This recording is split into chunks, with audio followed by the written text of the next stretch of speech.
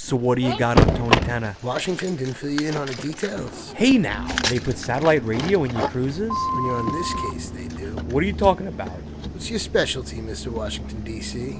You know my specialty, but if you want to hear me say it, I'm a code breaker and a pretty good one at that. Right, and Howard Stern and Artie Lange are mob bosses. There is no Tony Tanner. Yeah, and there's no mafia either, right? Okay, so I get it, you weren't being sarcastic. What I don't get is why the FBI thinks Tony Tanner is Howard Stern, or how they figured out Ben Stern is actually Benny Stakes, who supposedly died in the Mitchellfield massacre. What's the one thing everybody in the Bureau does know about the Tony Tanner case? Are you talking about not being able to get any of the family on tape giving orders? Exactly, along with not having any idea where those orders originate. That I didn't know. Well, now you do. Every backstory has holes left unfilled. My mother grew up in Roosevelt, graduated the same year as Benny Stakes. We were in the city celebrating her birthday on Stern's last day of testicular radio. When she saw Ben Stern on the Jumbotron, she almost fainted, swearing it was Benny Stakes. She could never forget that face, the way he terrorized everyone in the cafeteria, the way he yelled, "Shut up and sit down." I had to dig deep on my own time, but eventually I had proof that Ben Stern was indeed Benjamin Michael Savoli, a.k.a. Benny Stakes, a.k.a.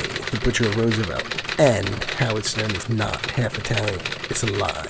He's 100% Italian. Here they come. Put this Sfogliatelle down and pay attention. Wait, one more question. Does Robin know? Fred? They have no idea at all. Now pay attention. We're relying on you to fill in the holes. So Tony Tanner is actually Howard Stern, and the man we thought was Tony Tanner is actually Artie's father, a retired capo, and the Butcher's brother? Exactly.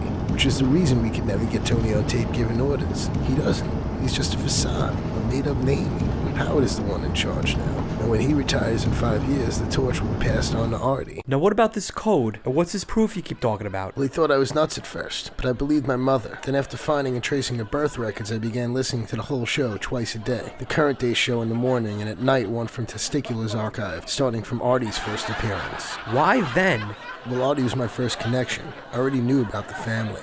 Then always hearing his coke and gambling stories and all the longshoreman references, I just knew there was something there. Then there were these two guys. How many soldiers have whackpacker friends? Hank the Angry Drunken Dwarf was the first to break. Didn't he die? Not until about a week ago, which wouldn't have been a problem if Cliff Pallet hadn't died. I just turned him. What are you getting at? Remember the Wind Talkers from World War II? You mean when the government used the Navajos as code breakers?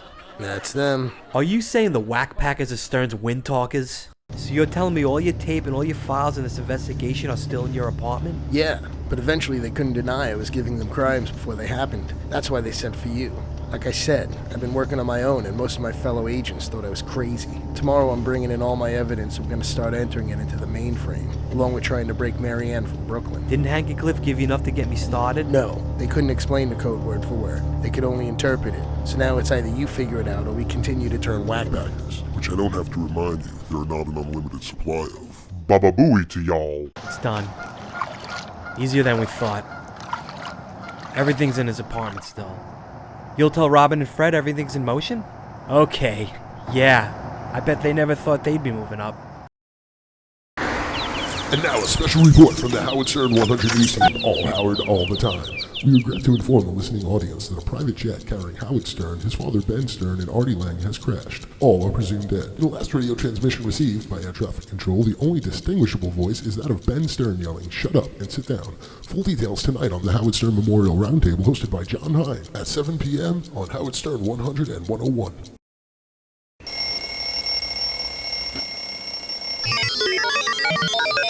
So, Robin, you think you're ready to take charge of this thing of ours? What do I think? What I think, Mr. Norris, is that as long as you back me, they'll get used to taking orders from a woman. Baba booey to y'all. Baba booey to y'all. Baba booey to y'all. Baba booey to y'all. Baba booey to y'all. Baba flow high to y'all. Baba booey to y'all. Baba booey to y'all. Baba booey to y'all. Baba booey to y'all. Baba booey to y'all. Baba booey to y'all. Baba booey to y'all. Baba booey to y'all. Baba booey to y'all. Baba booey to y'all. Baba booey to y'all. Baba booey to y'all. Baba booey to y'all. Baba booey to y'all. Baba booey to y'all.